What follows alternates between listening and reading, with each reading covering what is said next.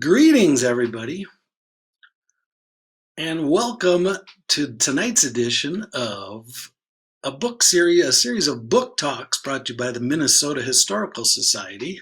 I want to wish you all a happy Earth Day. My name is Curt Brown, and tonight we're going to wind the clock back 102 years to the year of 1918, clearly one of the worst years in Minnesota history. Despite all we're going through today with the coronavirus, things were much worse in 1918. So we're going to talk a little bit about that. My name is Curt Brown, and I wrote a book a couple of years ago called Minnesota 1918, and we're going to talk a little bit about that. And what I want to do tonight, first of all, is thank everybody for taking time out. I know life is strange, but I appreciate y'all clicking on this link to hear me talk about 1918. I want to thank, too, Allison and Ned at the Historical Society and my Chief Strategic Officer, Adele, who's right over there off camera, helping with some of the technical stuff. I hope everything's working well. And what I want to do tonight is kind of break this into 5 chunks. I want to give you a little overview and make some comparisons of how things are similar to 1918 today, how they're different. And then I want to kind of get beyond the statistics. I think one of the big similarities we have between 1918 and 2020 is the barrage of statistics we're constantly seeing on the news, the number of cases, the number of deaths, and it's the same when you research 1918. Your mind kind of goes numb. So we're going to try to get beyond those statistics and tell some human stories tonight of Minnesota from 1918. I'm going to tell you about a nurse named Pearl MacGyver, who was a student nurse at the University of Minnesota. Then we're going to go down to Rochester and talk about what was happening at the Mayo Clinic as they came up with a serum that they had hoped would be a vaccine for the horrible strain of flu that killed so many in 1918.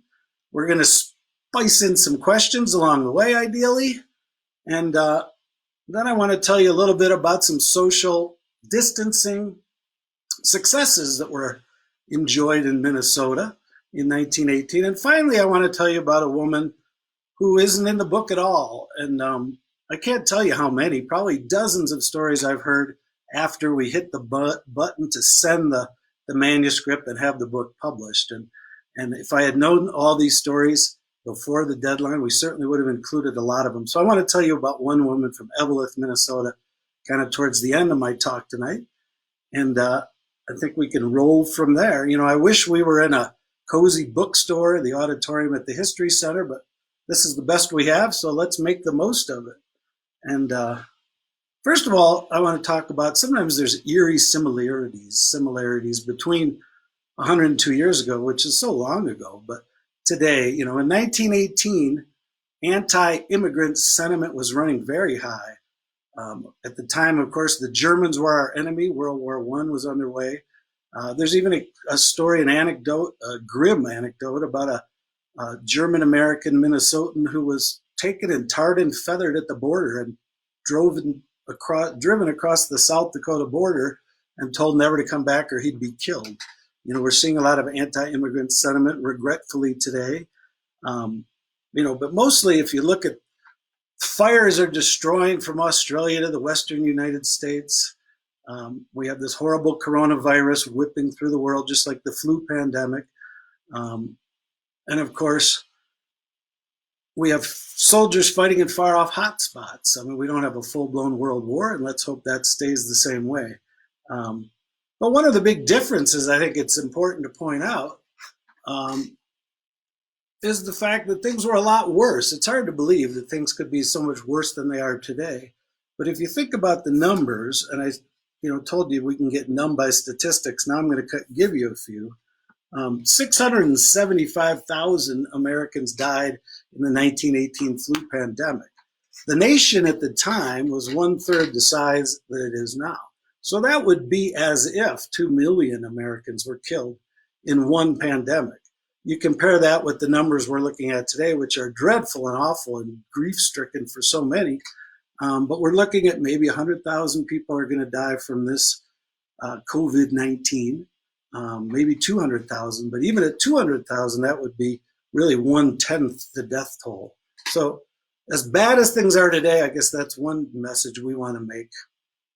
is that things could be worse. And someone even suggested the book title subheadline should have said, "And you think you got it bad," because in 1918, World War I was dragging to an end. And before I get into my little overview, I should say for those just joining us, maybe they clicked on a little late, my name is Curt Brown. This is a book talk, one of a series of book talks sponsored by your Minnesota Historical Society. And tonight we're going to be discussing Minnesota 1918, a book that the Historical Society Press and Josh Leventhal commissioned me to write about 3 years ago. And I don't know if you know this, but when you get a book contract like this, you don't necessarily get the right to put the title on your book. So I had actually suggested a few titles that were probably wisely shot down by Josh and company at the publishers. I suggested Trifecta of Woe. I suggested Trident of Woe, because really it was a three-pronged disaster calamity going on in Minnesota in 1918. You had World War I drawing to a close in the muddy trenches and the mustard gas of Europe. You had 120,000 Minnesotans fighting in that war. Up north in Minnesota that year was the driest year they'd experienced in 4 decades. So you had ripe conditions for a forest fire, which exploded in October of 1918. It was the worst disaster in Minnesota history, most deadly at least, killing 450 people. If you were lucky enough to have survived that fire up in the Cloquet Moose Lake area, you were crammed into evacuee housing, where there were more than 100 documented cases of fire survivors dying from the flu immediately. And I think that's a huge undercount. So you had these two things going on with a war in the backdrop. And a lot of these soldiers who were off fighting in Europe, when they came back, they commented that things were actually worse, which is hard to imagine, back in Minnesota compared to the trenches and, like I said, the mustard gas of that awful first Great War, they called it, because we hadn't had World War II yet. Let me just check my notes a little bit, if that's okay. Altogether, the flu in 1918, along with the pneumonia, which kind of hung on its coattails, claimed an estimated 12,000 lives in Minnesota alone. So if you can imagine that, as I was saying earlier, it really was much worse 102 years ago than it is today. So that gives you a little historical perspective. You know, back in those days, there was no intensive care units, there were no respirators, there was no PPE. People just died. And an estimated 50 million people worldwide died, from little islands in the tropics up to the Alaskan Inuit people. This 1918 strain of this deadly flu virus really wiped across the whole world, the whole globe. We're going to give you one more statistic, and then I'm going to read a little bit from the book. Of those 118,000 Minnesotans who fought in the First World War, 1,400 of them were killed on the battlefield in those trenches in action, but more, 2,300, so almost twice as many, were killed from the flu, from disease. All the troops being transferred around the globe really spread this deadly virus in 1918. You had most people, the experts aren't sure where it started, but most experts agree today that the 1918 flu began on a farm in Kansas, where a farm guy picked it up, farm kid, 20-year-old, picked it up from a pig, probably a hog. He went off to train in Kansas at an army base. Next thing you knew, the 100 of his fellow enlistees and draftees were sick. And as the troops flew across the ocean over to Europe, this thing spread out of control. And I should make one tangent. This won't be the last tangent I take, but you hear the term used a lot that this was the Spanish flu of 1918. And I don't like to use that term because it's really a misnomer. Back in 1918, both the American government and the British government had rules on the book that said you couldn't publish stories. They were censoring the media, saying you can't have stories that might that might hurt the war morale, that might hurt the war effort. So they were actually looking at newspapers. And when I started doing research, I found all kinds of health people, health commissioners across the country saying, things like, oh yeah, the flu's here, but it's not going to be so bad. They kind of sugarcoated everything. Well, Spain was not directly involved in World War I. So when Spaniards started dying by the hundreds and thousands, the papers in Spain made headlines of it. So everybody kind of tagged it as the Spanish flu, but it's really not an accurate term. So now I'm going to turn to page 217 of the book for those following along at home. And by the time you get to page 217 of your manuscript, you've really told a lot of your best stuff. You've really given some horrible anecdotes and some personal stories and some human interest tales. So I thought that might be a good time to do a little forward looking, be a little forward looking. So I quoted a guy, under the question, could this happen again? And I quoted an expert named John Barry, and he's the author of The Great Influenza, a big, thick tome, kind of the definitive book on the 1918 flu. And he said, quote, every expert on influenza agrees that another pandemic not only can happen, it almost certainly will happen. And on the next page, I quoted another expert, health and science writer named Robin Marantz Hennig. And she said, we like to believe that such plunder is an ancient relic, that whatever was killing people so ruthlessly in 1918 must be something we can treat by now. But in the face of a virus that kills so rapidly, all the antiviral drugs in the physician's armamentarium would be impotent. If a strain similar to the 1918 variant were to emerge today, experts believe that even modern medicine would be helpless to prevent many related deaths. And so the reason I wanted to quote from the book like that was because if it was easy enough for me 3 years ago to find experts like this to say, hey, another pandemic's coming, there's really no excuse, I think, for our officials to be caught as flat-footed as we were, that this thing was coming, the experts warned us it was coming, and we didn't take them seriously. So that's one point I wanted to make on the whole. Could it happen again? It certainly could, and we were warned that it could. Maybe we could answer a few questions now. I should say, for those, again, just joining us, my name is Curt Brown, the author of Minnesota 1918, and this is a series of book talks sponsored by the Minnesota Historical Society, and we're going to take a little look to see if there's any questions. If not, we can go on in.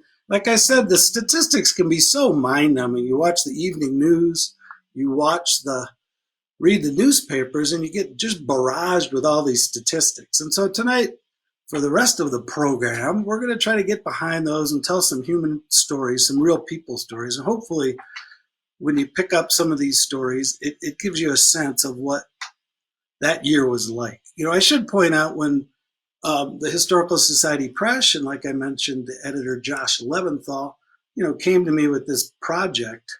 My first attempt, I was looking hard in the research phase to find 2 or 3 people that were maybe affected by 1, 2, or all 3 of these braids, these tridents of woe, the war, the flu, and the huge fires that were raging in northeastern Minnesota.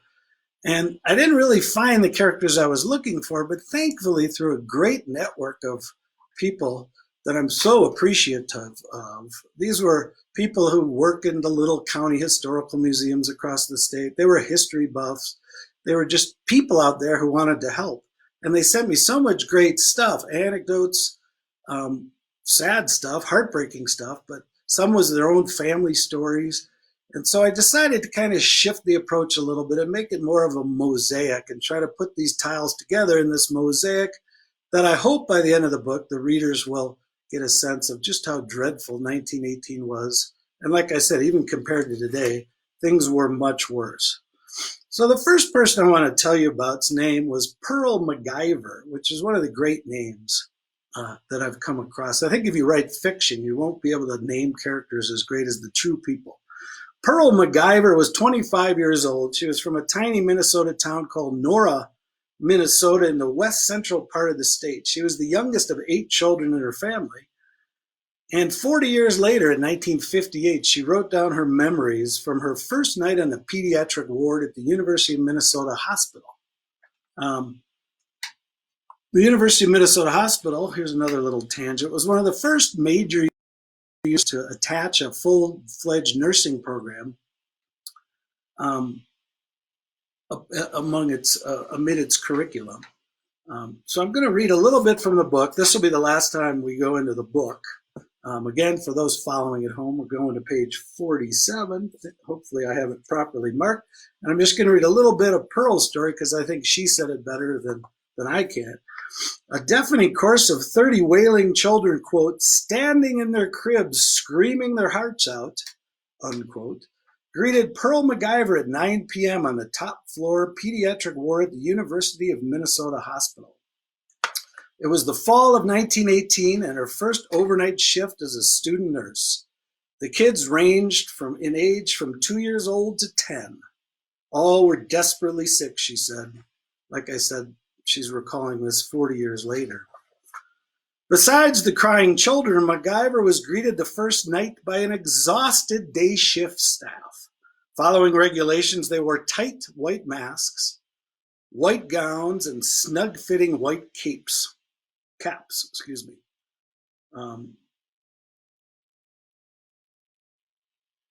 Imagine the terror of those children, Pearl said, to find themselves in a strange environment among a bunch of ghosts. So you have these freaked out children and this young nurse. She said the day shift staff was very reluctant to leave her in charge, but they were exhausted and she convinced them she would be fine and they should go home. And they finally listened to her and left her be. And she said, quote, as soon as the last nurse had left, I pulled off my mask and cap so I would look more like a human being. Then one by one, she wrapped the babies in their blankets and rocked them in an old white rocking chair in the pediatric ward. Gradually, she said, the wailing subsided as the children, quote, responded so well to seeing a person who looked ordinary and who gave them a little cuddling. She said one by one they relaxed and fell asleep. But 4 nights later, when someone walked into the ward and startled her, she figured her career was over. She'd broken all the protocols in the book. She wasn't supposed to be taking off her mask and her cap. And she finds what she called in the midst of her rocking episode, someone walked in the ward who happened to be a medical intern, and he looked horrified, and he said, what on earth are you doing? Well, figuring, like I said, that her days were numbered, Pearl MacGyver shot back and said, quote, these children are scared stiff, and I'm merely trying to make them feel comfortable and at home. An awkward pause followed before the young doctor in training asked, have you a second rocking chair? And every night for weeks after, he arrived at 10 o'clock, stripped off his own mask, and rocked the sick children alongside the student nurse. Neither he nor Pearl, quote, ever told a soul about our nightly routine in the pediatrics ward. So of all the characters I came across, the real live characters, I should point out, and Adele, my chief strategic officer, queued me up. Pearl MacGyver went on to have a brilliant career. She moved to Washington, D.C., became a leading public health official with the government, a pioneer nursing superstar, really, who ended up in the Nursing Hall of Fame. There's a U.S. Nursing Hall of Fame, and Pearl MacGyver was one of the first members. So from that first night at the University of Minnesota Hospital, Pearl MacGyver made it to the Hall of Fame. And she was a pretty good writer, too, and I'm glad she jotted down her memories. We should point out, while I'm mentioning the University of Minnesota, it was a strange time to be at the campus at the university. And we're going to get to some questions here. At the University of Minnesota with the flu, we should point out there was a spring wave. The flu wave, deadly pandemic of 1918 came in waves. There was a spring wave, which looking back wasn't so bad. And this is kind of ominous for us today. The fall, October, was when things really hit the fan. And most of the deaths and the big spikes happened from Philadelphia and across the country. So the University of Minnesota was kind of keen to what was going on, and they actually delayed people from coming to school until October 9th.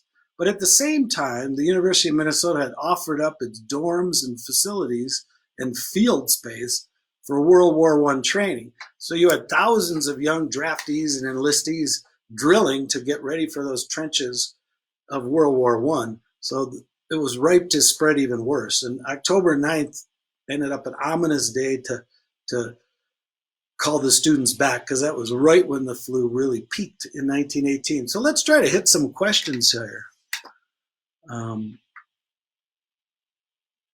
Let's see. Well, here's one.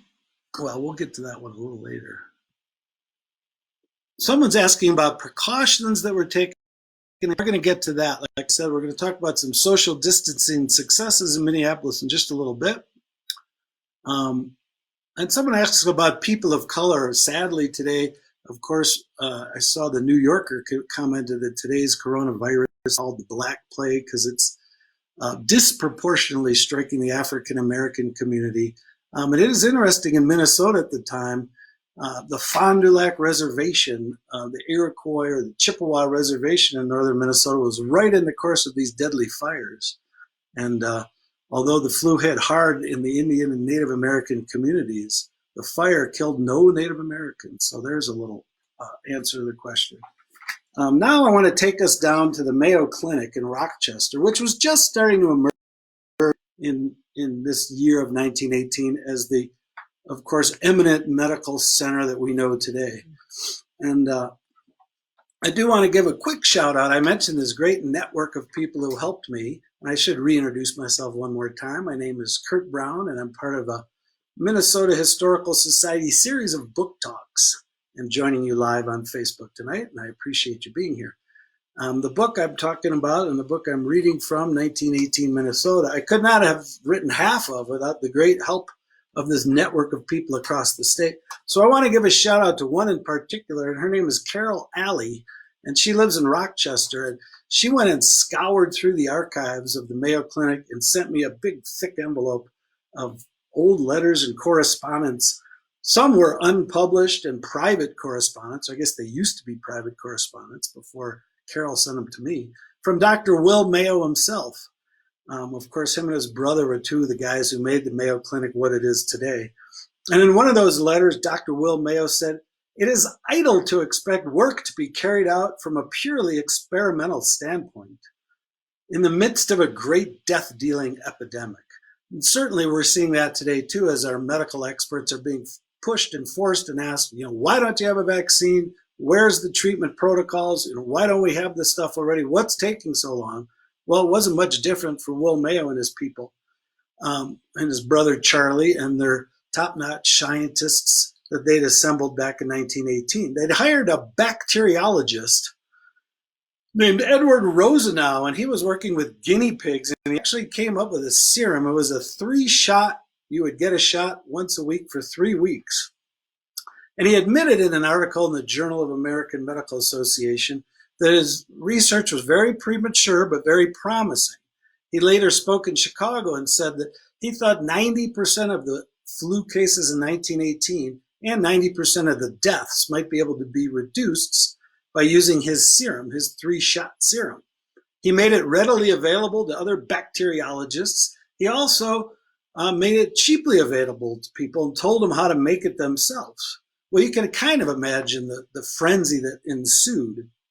His office was soon flooded with 400 telegrams, according to one of the Mayo brothers' biographies. And one of the secretaries fielding all those telegrams quickly got on the phone with her parents in a small town in Minnesota. And she said, "Get down to the doctor's office. Some of this magical serum is on its way."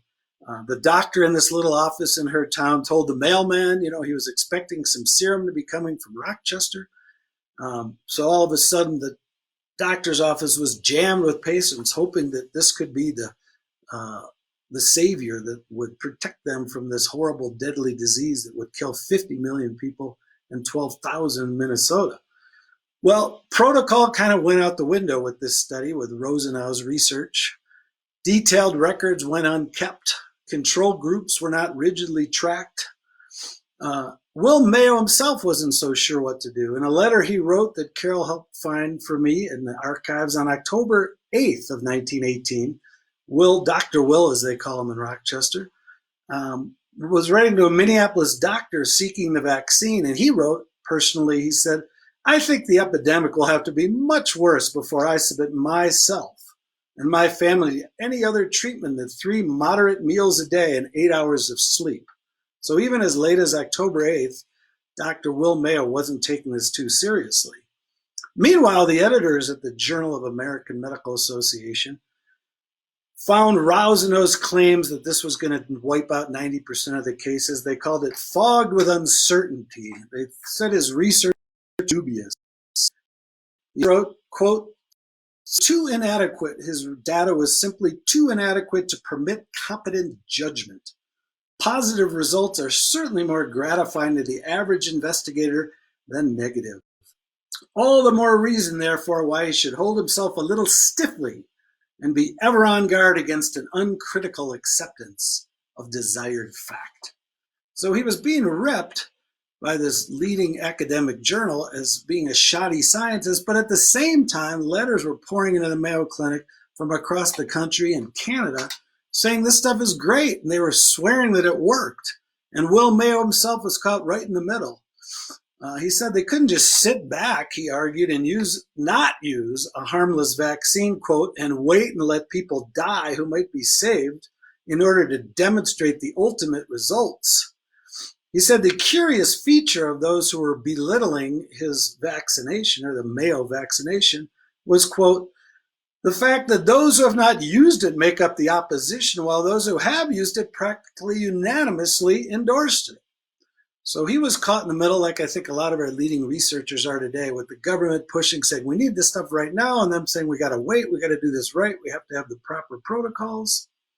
Well, in the end, Rosenau's vaccine was deemed useless by John Barry, the expert I mentioned, who wrote the authoritative tome, The Great Influenza, in 2004, 86 years later, after the 1918 flu. Another expert named Alfred Crosby, writing in 1989, said this of Rosenau's 3-shot injections, quote, that if you pump anything, even distilled water, into the arms of a population in the waning days of an epidemic, the statistical results will indicate prophylactic success. So I guess the lesson, if there is a lesson we can take from what happened in Rochester in 1918 at the Mayo Clinic, was that we really need to be patient. We got to let scientists do their thing. We got to let them use all the rigor and precision that they can. So when we do get a vaccine, it's going to work, and we're going to be able to put this horrible calamity behind us. Now let's try to jump in at questions. What do we got here? I'm not sure what. Be patient with us.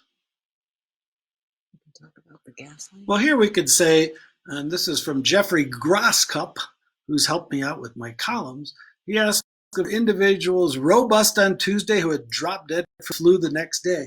And I should point out the flu not only was, there's all kinds of countless stories of people, who were walking healthy, and some of them were doctors in small towns themselves who were treating patients one day, the next day they got sick. Often they'd rally and people would get better and they'd be buried a few days later. And I do want to point out one of the big differences between the 1918 and today's horrible COVID-19 was the age groups that were struck. Usually, scientists will point to a W graph with things like flu pandemics and flu epidemics. So the very young children will be very susceptible, as will the very old people. And we're certainly seeing older citizens, our elders, our grandparents, being hit really hard by this strain. In 1918, it was a little different. It actually struck soldier-aged people in their young 20s, college students, people 20 to 25. So it almost looked like a W. If this works on Facebook Live, me making a W with my finger. So you had the young being severely affected. You had that middle group of 20 to 25-year-olds, and then you had the elderly being affected. And some theories of why that happened, that they think some of these soldier-age guys who'd been training for war were in such good shape physically that their immune system, when they found this virus had crept into their system, hit it so strong it actually wiped out their internal organs. So there is a difference between what we're facing today and what we're facing back in 1918. Someone's asking, this is Tom Clark, how advanced was medical science in understanding the 1918 flu? Well, you can imagine it wasn't too advanced. In fact, they didn't really know what a virus was back then. They had studied bacteriology and they had some insights into what was going on, but it certainly was a different situation. Like I mentioned earlier, there were no intensive care units, there were no respirators, people just died. And one of the first things they did in the social distancing rules and regulations that were coming down was to close all funerals to only the undertaker, maybe a immediate family members. All caskets had to be closed because the science was clearly not what it is today. But at the same time, how much better were our experts prepared for this one than 1918? When you look at the horrible, ghastly numbers of dead and suffering people across the globe, you think more progress would have been made in 102 years. Now I want to get into some of that social distancing stuff and some of the successes that happened in 1918. There was a doctor named H.M. Guilford. He was the commissioner of health in the city of Minneapolis. And just to give you a little time frame, on September 19th, he was quoted in the newspaper saying there are no cases in Minneapolis of the flu, but we know it's coming. So he was prepared, and he's been given a lot of credit for early on in the process, shutting down schools, shutting down public gatherings, limiting funerals, like I mentioned, to try to stop the contain the spread of the deadly flu virus in 1918. In St. Paul, I mean, everywhere that officials like this Gulliver would go trying to shut down things, movie theaters, churches, restaurants, they were getting pushed back. And of course, we see that today all over the place. Whenever we try to limit what people are doing to try to save lives, we're seeing a lot of blowback and a lot of pushback. One example in St. Paul was elevator use. The health department came down and said any building that was 6 stories or fewer, elevators were not to be used. The argument was piling people, makes sense, into an elevator would spread the flu. People crowded on an elevator wasn't a good idea, so they should take the stairs. The owners of the hotels, the owners of apartment buildings fought back, saying, well, wait a minute, if you're taking people who are sick and making them walk up and down 5 flights of stairs, that's going to be worse for their health than keeping them out of an elevator that will get them down to the ground quickly and get them out in the healthy, fresh air. They actually won that argument, and those laws were eased and relaxed on elevator use in St. Paul. For a while, Minneapolis schools stayed open despite federal recommendations to the contrary.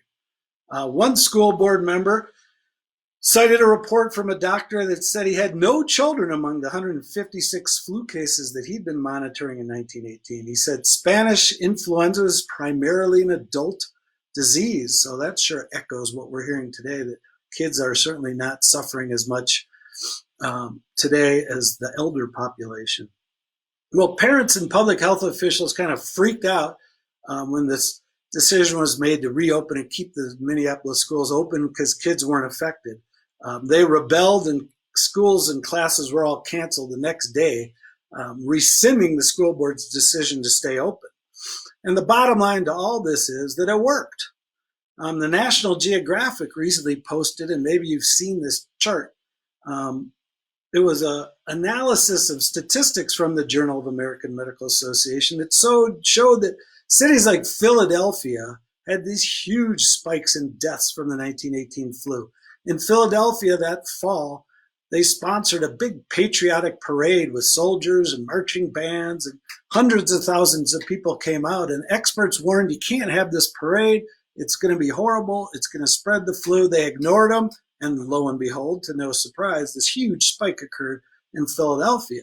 You go to a city like St. Louis, which was pretty early in the whole idea of social distancing.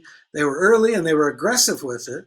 And they had about half the death rate of Philadelphia's flu victims. For a while, St. Louis relaxed some of their rules, and they saw a little mini spike go up. The good news was Minneapolis, with its approach early to close schools, to close public gatherings, to take this stuff seriously and listen to the experts, worked, because in this study that you can find online on the National Geographic website, they looked at 36 cities, the 36 probably biggest cities in America, the United States. And they looked 6 months after the 1918 flu was really peaking. And Of those 36 cities, Minneapolis had the lowest death rate 6 months out, 24 weeks out after the flu. So this stuff does work, and I think the lesson we can all take from 1918 that rushing back to normal life, which is what we all want to do, we would all love things to be as they were 6 months ago. When we do that, it comes with inherent risks and spikes in case loads and death totals. So let's try to take some more questions, if that's okay. Sorry if my glaring glass is zooming in. A lot of people are starting to share their own personal family stories, and I can't tell you how many people I've found, How did it end? That have a grandfather or grandfather, people who were affected by this flood. Someone asked, Lynette Anderson asked, how did it end, vaccine? And the timing was kind of bizarrely hard to explain, but right when World War I was ending, remember in 1918 on November 11th is when the armistice was signed, and just then it kind of had run its course through society. It just kind of faded away, this deadly strain. There were some cases that dragged into 1919, and as I mentioned earlier, this flu pandemic in 1918 came in waves. There was a spring wave, which at the time wasn't so bad. I mean, looking back, it doesn't look so bad. The fall was when it really came back with a vengeance. So I think we need to be wary. Were masks successful in reducing the spread in 1918?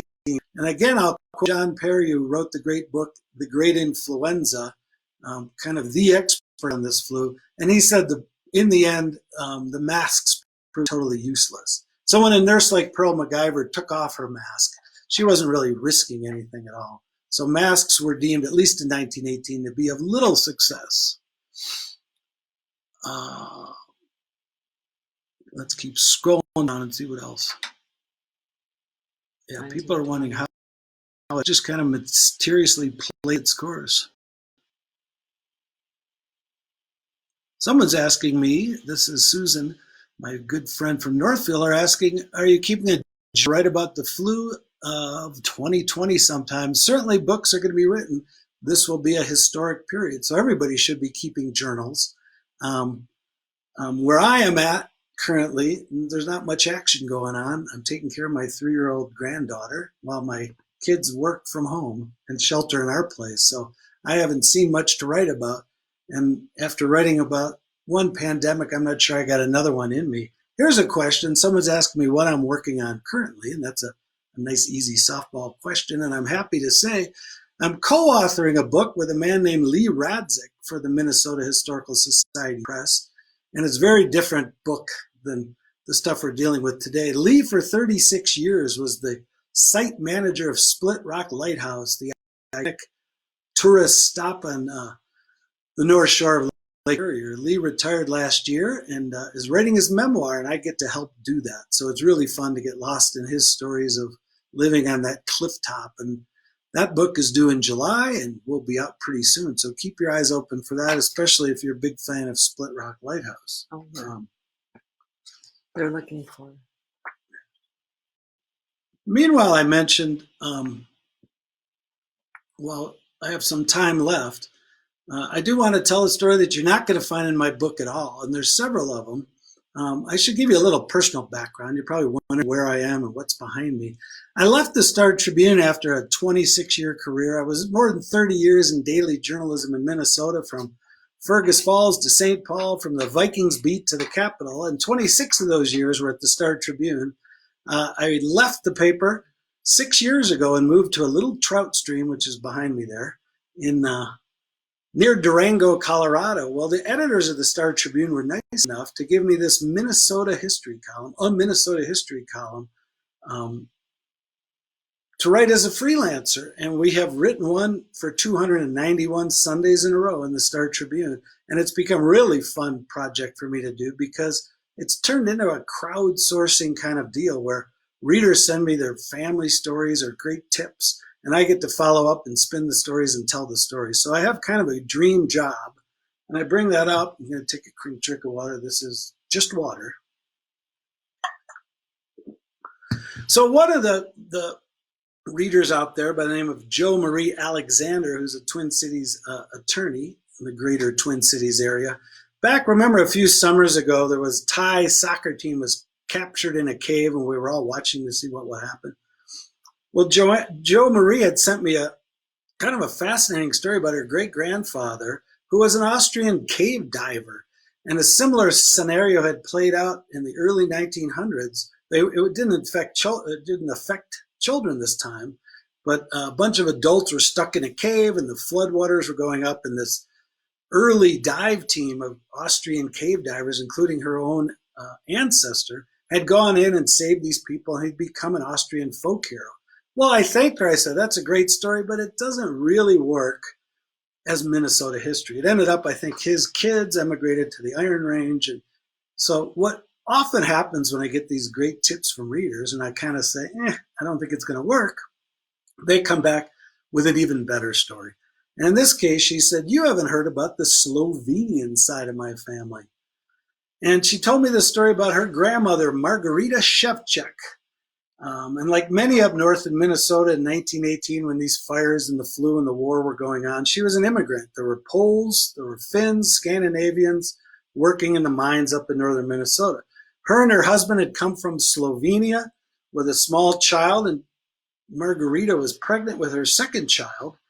They got up to Eveleth, where he worked in the mines, and she was miserable, especially after a house fire burned down their little cottage in 1913, 5 years before, of course, Minnesota 1918. So her husband, Frank, told her, why don't you go back to our little village in Slovenia, have the baby, you're homesick, I'll work overtime, make enough money, build a new house, and we'll do great. Well, less than 3 months later, she did that. She went home and gave birth to a daughter in 1915. Well, less than 3 months later, only 300 miles away from her village, a Serbian nationalist in Sarajevo assassinated Archduke Franz Ferdinand, who was the heir to the Austrian-Hungarian Empire. And all historians kind of point to that as the spark that ignited World War I. Well, she made it to Vienna, trying to get back to Minnesota, with two small kids and her teenage sister. She had to prove, and just imagine how difficult this would be in 1918, that her husband had become a nationalized citizen, which he had. This took time. She had to get a passport. She was waiting with her kids. And she finally got that passport. She boarded a boat in August. Now remember, 3 months earlier, German submarines had sank the Lusitania, kind of a Titanic-like ship. That was one of 5,000 Allied ships that sank during the end of World War I. So imagine the fear she had on this journey. Well, this Margarita Shevchuk and her two kids made it all the way back to Eveleth. The family says she kissed the ground when she got back to America. And they did have a few good years. In fact, they had a third child. And in 1918, 102 years ago that fall, Frank went out to hunt deer to feed his now growing family. And that's when he caught the deadly flu strain of 1918 and became one of 12,000 to die in Minnesota and 50,000 worldwide. And I think as we do get kind of numbed, like I said, from all these statistics, you just have to try to find those human stories, because I think those are the ones that we have to remember, and those are the ones we have to write down and share, because those are the meaningful ones. It is now 44 minutes into this program. I should tell you, if you join me late and wondering who is this guy, my name is Curt Brown, the author of Minnesota 1918, a book from the Minnesota Historical Society Press that we prepared a couple years ago to commemorate the 100th anniversary of the dreadful year in Minnesota. And I'm going to answer maybe a few more questions. If we run out of time tonight and you've got some pressing questions or stories, you can reach me at mnhistory@startribune.com. That email somehow magically goes into my Gmail. Let's see, question. Was there language barriers? Scandinavian immigrants that didn't speak or read English, and how was it addressed and handled? You know, you wonder with all the social media today how they did it 102 years ago. Of course, up on the Iron Range, one common practice was to take a Scandinavian and a Pole who spoke different languages and put them on the same team. Of course, this was meant to deter unionization. So for the word to spread, they really had to trust the newspapers back then. Of course, That was the one way to get the word out. There weren't town criers anymore, but it was barely beyond that stage. And the problem again was we had the sedition laws that said you couldn't publish anything that might deter from the war effort. So the news that people were getting, the rosy outlooks about the flu, wasn't so bad because government officials didn't want us to hurt the war. Really came back to haunt me. A nightmare up there. And I think it's interesting, I mentioned earlier that Native Americans who were part of the Fond du Lac tribe, none of them died in the fire. They had the instincts and knew when things were bad and how to clear out and how serious it was. When their new neighbors and settlers from places like Finland and Poland were really caught flat-footed. I mean, you can read my book, just horrendous stories about families piling into root cellars where the fire sucked the oxygen out. And as I said, if you were lucky enough to survive the worst and deadliest forest fire in 1918 Minnesota, in the history of the state, you were often crammed into evacuee housing where the flu got. The spread across the state, when I wrote my book, Will Craig is asking, what was the spread in outstate? Much less people were moving around then. And that might have helped, but it certainly whipped right through the whole state. One chapter I wrote in the book centered on Fairmont in the county in Martin County in southwestern southern Minnesota. And it was funny just to go through the newspapers. And again, the Historical Museum in Fairmont sent me all the clips from that year. And schools would open, schools would close. They all said, oh, the flu's finally behind, schools are back open, theaters are open. Well, week 4 teachers got sick and they had to close the schools again. So there are all kinds of lessons we can take. Opening things up a little soon, jumping the gun didn't work. And as tempted as we all are today to get back to the lives we knew before this pandemic, we got to be careful as we inch back to normalcy. Let's see, Renee is asking me, did you come across any humorous stories while writing the book?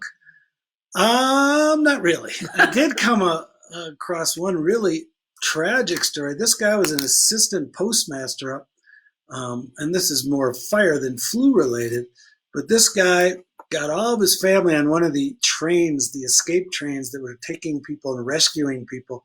The trains is a whole theme in this book because the trains started the horrible fires of Moose Lake and Cloquet. Sparks from the fire torched this kindled, this dry conditions. But the trains also saved thousands of people. Oh yeah, though I do have a funny story.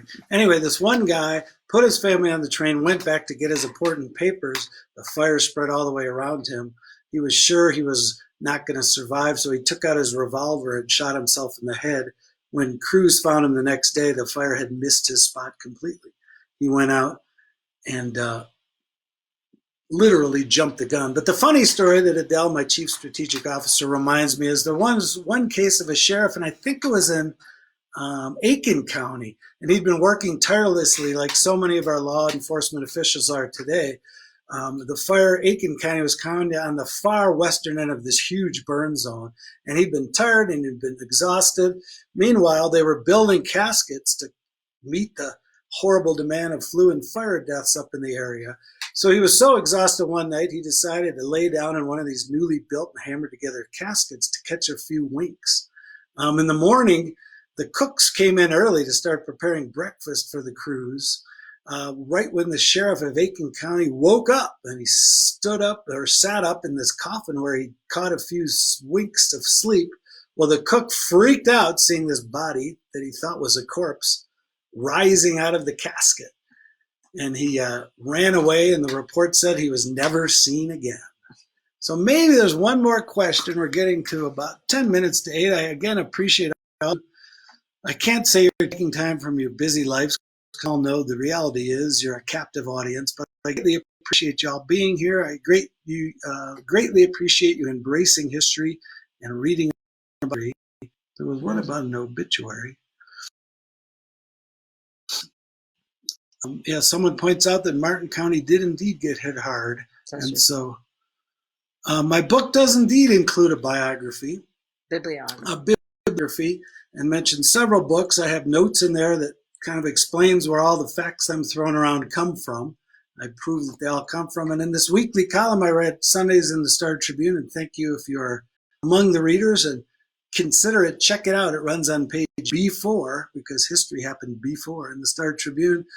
Every fact and every item in those columns, you don't see it in the columns, but the editors do, and they double fact check me. So yeah, all these things are. This guy is pointing out an obituary of a distant relative of mine said the cause of death was the scourge, and that's Dapper Dan. I think by the scourge, just a euphemism for the 1918 flu. Well, thanks again for all your nice comments. You can email me again at mnhistory@startribune.com if I didn't get to your questions. The book again is called Minnesota 1918. Sadly, I'm finding out that some people, the last thing want to do, including my daughter, who is, like I mentioned, is sheltering at our place. She said, the last thing I want to do is read about another pandemic. But I find another group of people just can't get enough of it. So whatever group you fall in, thanks for tuning in tonight. And continue to check out the Facebook Live opportunities on the Minnesota Historical Society webpage. There's other people like me who have great stories to tell. And I thank you again for joining us tonight. And good night and stay well.